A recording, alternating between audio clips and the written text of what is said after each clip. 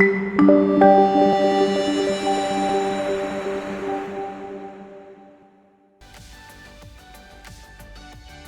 can see our guest in waiting. We're very excited to welcome a new guest. He is co founder and CEO of a company that is transforming how people invest. Pay attention, investments are so important. Please welcome from Robinhood, and we've heard a lot about you in the past year, Mr. Vlad Tenev. Thank you. Glad to be here. Hey, Vlad, how you doing, man?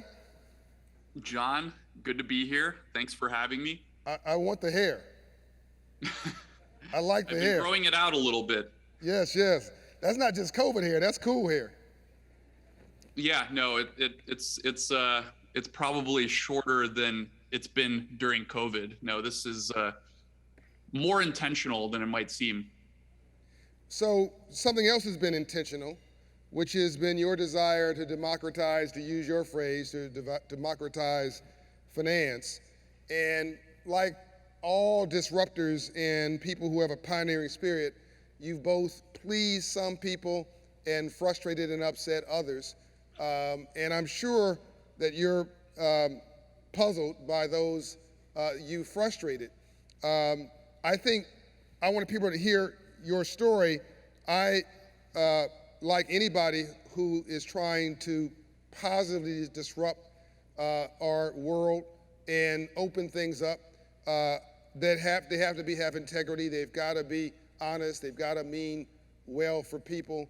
And I've taken you guys at your word that you mean everything you say. And thus far, by the way, I just want to say I've seen evidence that they are trying to move in that progressive direction. We've signed, in full disclosure, they've signed an investor bill of rights that we drafted. Myself and Jay Clayton, the former chairman of the SEC, drafted it. It went through several iterations. It's half financial disclosure, enhanced financial disclosure, and half more financial literacy. And this company, in the midst of going public and in the midst of some criticism, signed up to be the first company to sign this investor bill of rights. And I give you you and your co-founder, buys you a great deal of credit, and your management team for doing that. That was bold. It was audacious.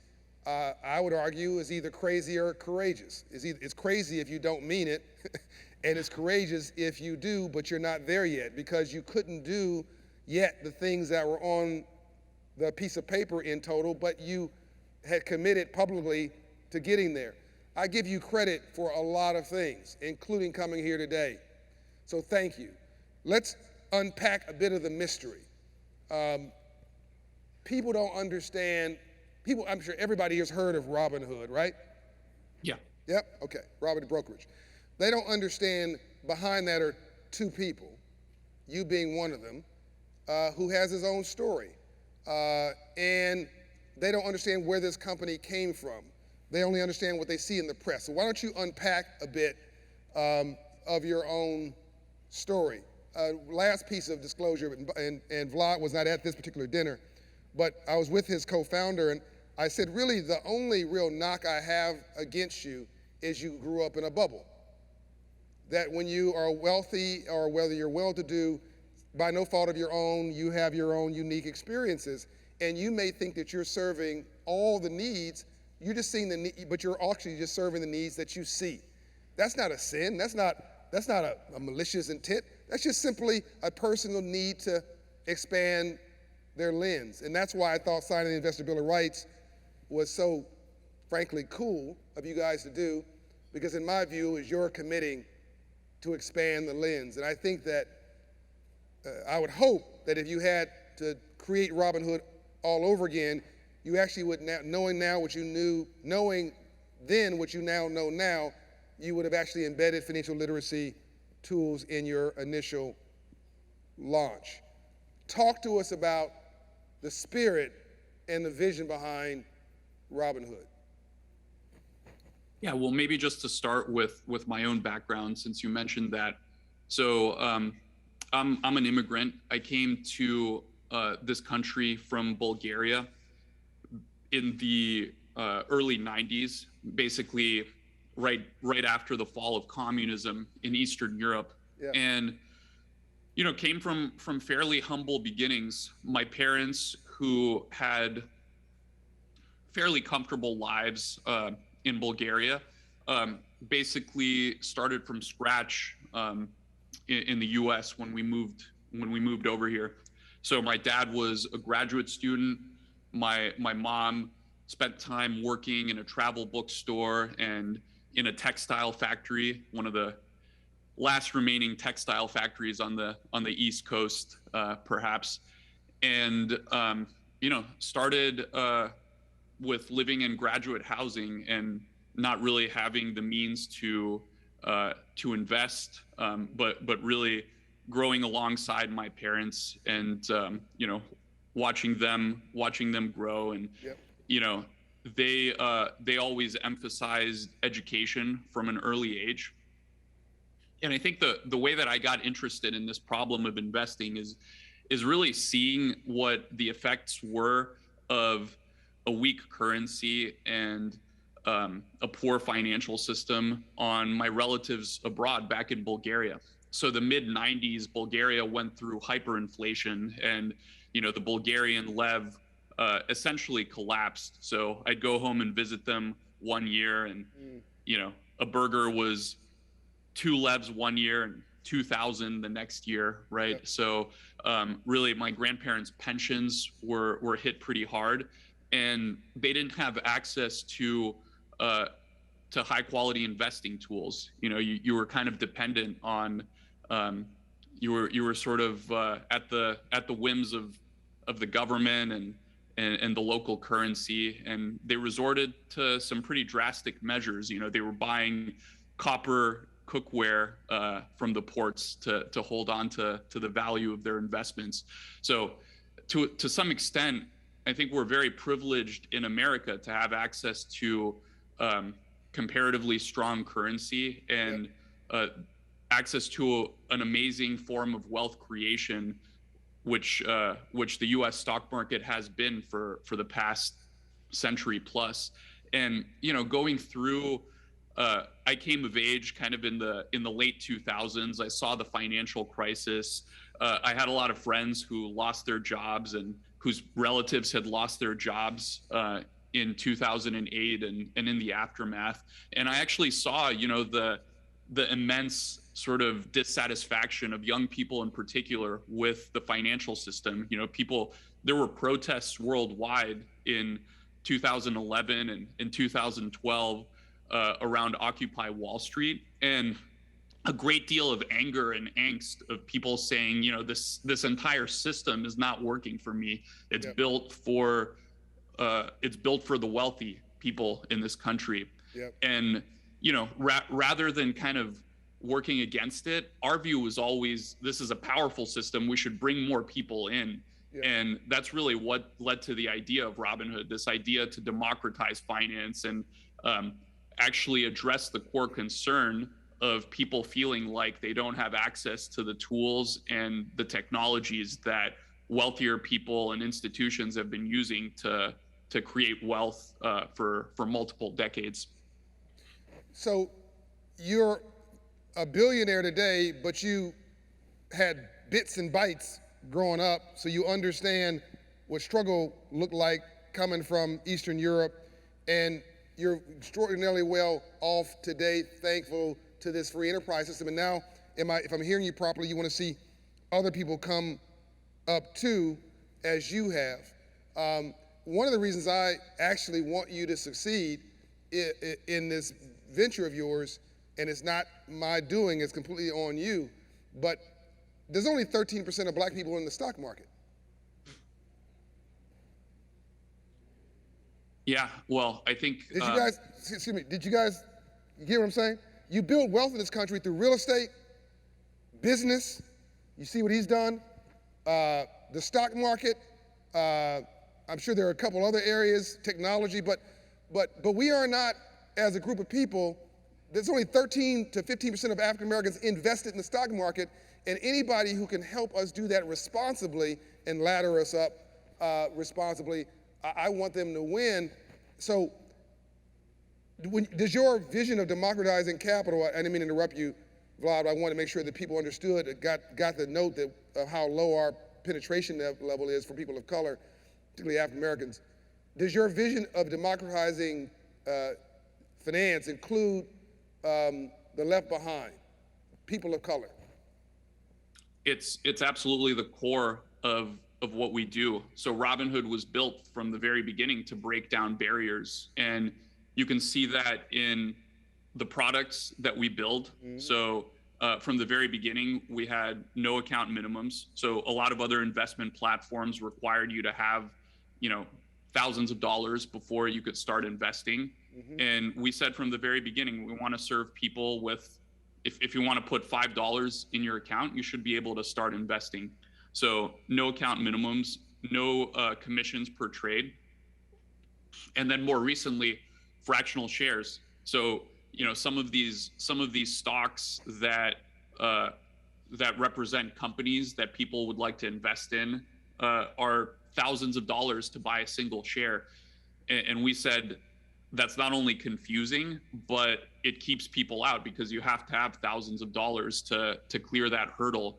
And with fractional shares, you can invest with as little as $1 in a broad range of securities on the platform. So the product itself is built toward lowering the barrier to entry and eliminating it. And of course, you layer on some of the things that we were talking about earlier with the Investors' Bill of Rights. Yep. And the investments in education and guardrails on the platform so that the first timers in particular are in the best possible position to succeed. And I think that's a powerful combination.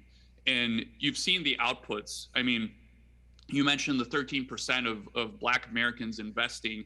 That's actually higher than it was 4 years ago, right? Mm-hmm. The investing gap between Caucasians and Blacks and Hispanics has shrunk precipitously, and there's still a long way to go. But it sort of to some extent disguises how bad we were before Robinhood got started.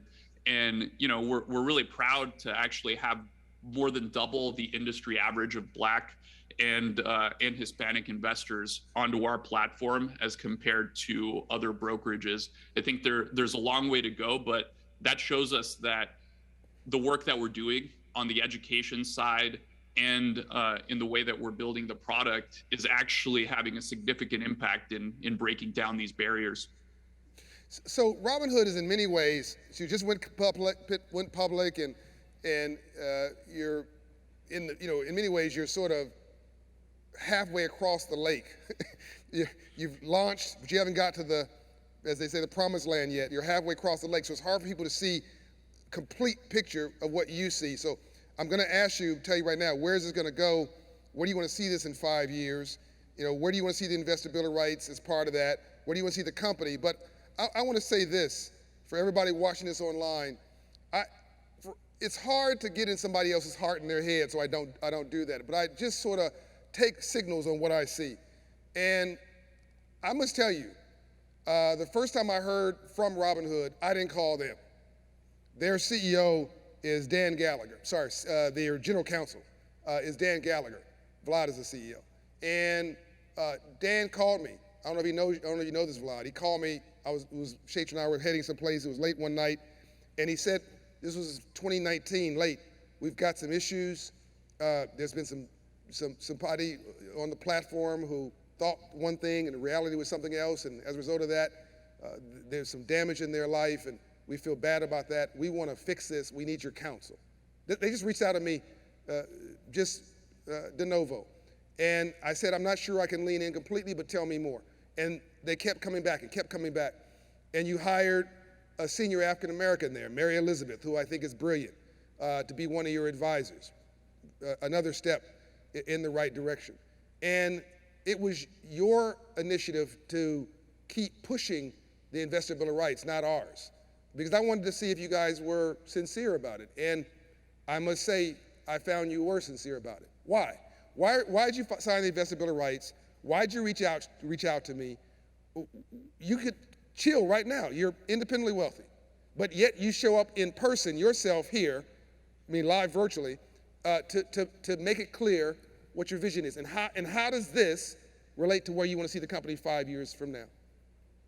Yeah, absolutely. I think there's two things. One is that we're nowhere close to fulfilling our mission. Our mission is to democratize finance for all.